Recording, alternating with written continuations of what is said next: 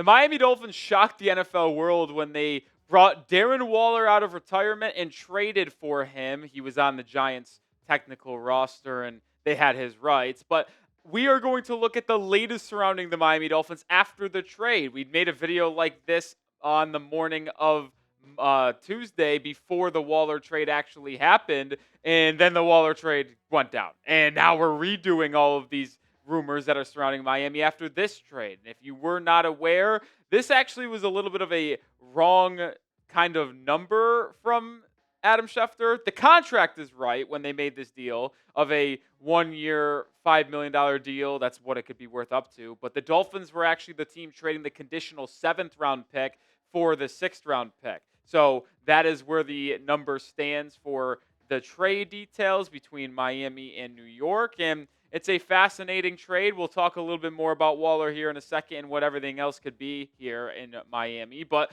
when the Dolphins make a move, when news occurs, we have you covered. So subscribe to the channel and make sure you join us so you never miss a piece of Dolphins news, whether it is a Jalen Ramsey trade, maybe it's a Darren Waller trade, maybe it is a signing of a free agent corner. We'll have you covered either way. But I do think another move could be coming for the Miami Dolphins because they will certainly need to add more to this roster, whether it's another tight end, whether it is a member of the secondary. There are going to be moves coming for Chris Grier. And I do want to quickly mention this when it comes to the Darren Waller trade. This was a Frank Smith move. Frank Smith, the offensive coordinator for Miami, had a relationship with Darren Waller when they were both back in Las Vegas. I believe that Smith coached Waller in like 2018, 2019 when Waller was having the best 2 seasons of his career. And there was actually a clip that resurfaced when Darren Waller was retired, speaking with John Gruden about if he would ever come out of retirement. And Waller said, I don't really have any plans as of right now, but the only 2 coaches that could get me out of retirement are you, speaking to John Gruden, and then Frank Smith. So this was clearly a move where Frank Smith said to Waller, hey, would you be interested? Waller's kept in shape. He signaled he wanted to return. And he wanted to, by the way, only return to Miami. That was a tweet out there by Pelissero. So it was clear that if Waller was going to play football again, it was only going to be with the Miami Dolphins. So then once Jonnu Smith ultimately got traded, well, Chris Grier said, all right, let's bring Waller in. And you can really debate where Waller will ultimately be when it comes to on this Dolphins roster. I have him as tight end 3, but I've kind of mentioned this in a video prior that there could be like a different category for Darren Waller's position. Because when you think about the way that Dolphins run their tight ends, most of them are blocking guys and kind of just like really helping in the run game. Whereas the receiving threats, when it was Mike Gesicki under Mike McDaniel, when it was Jonnu Smith, are more or less like big slot wide receivers. And I think that would be Darren Waller's role if they ultimately keep him and he makes the roster when we get down to 53 players in late August. But I will also argue Miami should think about getting another tight end because Waller has had a lot of injury history. He's had some concerns off the field as well. And there was a weird moment when he was with the Giants in like 2023-24 before he announced his retirement where he kind of like didn't really answer anybody's calls and kind of went AWOL for a little bit. Now, you hope that Darren Waller is in the right mental state here for this upcoming season with Miami. And it's a little bit of a big if, because it's like if he could stay healthy, if he keeps himself in check, like he could be really good for Miami. But it's a lot of big ifs. So getting another tight end could give you more insurance. And I am going to continue to pound the table that the Dolphins should be looking at one of these 3 in a potential trade. Kyle Pittz, Mark Andrews, and Michael Mayer. Now, we know they have held interest in Michael Mayer in the past. Mark Andrews is certainly on the trade market, and it is being said by Jeremy Fowler of ESPN that Kyle Pittz could be available via trade if the right offer comes along for Atlanta. So be the GM, be Chris Grier for me. Should the Dolphins ultimately add another tight end to the roster? Type Y for yes, type N for no. Let me know if you think the Dolphins should go out and grab another tight end to add to this 53-man group. I think they should if they have the cap space and they're able to do that.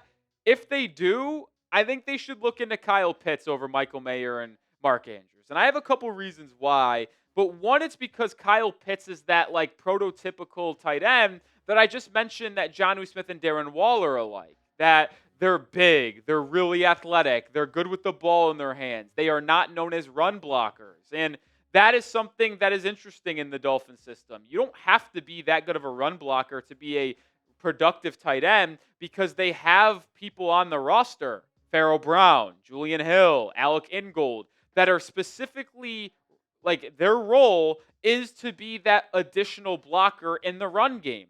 So when you have a Pittz out there, when you have a Waller out there, you have a Jonnu Smith out there, yeah, they will block at times, but that is not their main role. Their role is to be a mismatch over the middle of the field when they get lined up on linebackers and tight ends, especially on the money downs and third down. Maybe it be effective in the screen game. We saw Jonnu Smith be really, really good as a screen target for Tua, Tyler Huntley, and whoever was under center for the Miami Dolphins. Pittz would be able to excel in that role. I would say Darren Waller projects as someone that could be good as well. And the one thing about Waller, real quick, I will say, he could fill that Jonnu Smith role, and him taking a year off could ultimately benefit him because maybe he's a little bit more healthy. There's not as much wear and tear on his body, and he completely resets here at age 33 and could maybe give his best foot forward here for Miami.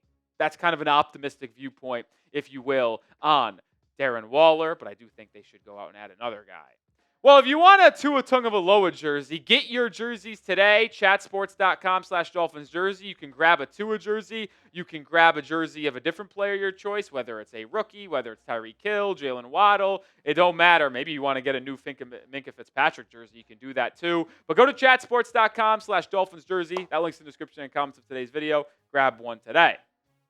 All right, as we round out this video, I do want to look at what else the Miami Dolphins could do before training camp gets underway in about 2 or 3 weeks, because we know there are a lot of team needs here for the Miami Dolphins. And after the trade for Darren Waller, I am still going to label tight end as a need, but I would argue Miami would probably look to sign 2 corners before they would add another tight end. And I think the fourth need on this group is offensive line depth, because there really isn't someone that you trust behind Austin Jackson or Patrick Paul. The interior offensive line depth is a little sketchy. It's really just Liam Eichenberg. But the next move is likely for a cornerback. This is no surprise here. Do I think they could go add another tight end? Yeah, I wouldn't be shocked. But corner is the one that we're going to keep our eye on here. And we've been keeping our eye on that for a month because we knew Jalen Ramsey was going to be traded. It's now official. He's in Pittsburgh alongside Jonnu Smith. The Dolphins did get Minkah Fitzpatrick back, which is pretty nice because that could kind of keep a little of the need at corner at bay with you having such a good safety unit that can be in rotation and play everywhere with Kader Kohou's flexibility as well. But we know the 4 cornerbacks in free agency that Miami has been linked to. They have been linked to Hilton, Rasul Douglas, Asane Samuel Jr. Haven't really been connected to Stephon Gilmore, but he's one of the most productive corners out there still on the market, so I could see Miami potentially spinning the block there. But we know Asane Samuel Jr. and Rasul Douglas are the 2 people that Miami has been linked to the most in free agency. But before we head out of here on this video, I want to mention a couple of trade targets that we've discussed a little bit. Greg Newsome and Jaylen Watson. Both of these players are entering the final year of their rookie contract.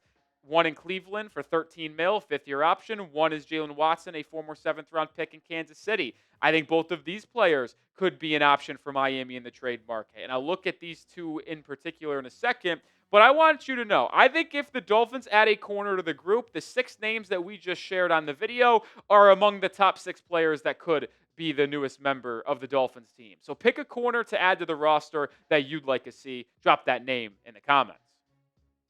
I want to focus on the couple's trade targets here, and Jaylen Watson and Greg Newsome. Watson is a former 7th-round pick. He's entering the final year of his deal with Kansas City, and it's very likely he does not get extended by Brett Veach in their front office. And Greg Newsome has been rumored to be on the trade market as well. He was a former first-round pick out of Northwestern, had a really good first 4 seasons in the NFL, or first 3 seasons in the NFL, struggled a little bit last season, but he has put up some pretty good coverage numbers in his career. You see the comparison there. Newsome has played 3 times the snaps than Jaylen Watson and has given up only 1 less touchdown, has a better QB rating when targeted, and about the same completion percentage. So both would be good outside options for Miami. And I'll be honest, if you were to ask me the way I would like to see Chris Grier handle this cornerback room going forward, yeah, I understand why signing one of these free agents is going to be an easier Band-Aid on the situation, and then you maybe more invest in the cornerback next offseason when you have a little bit more cap space.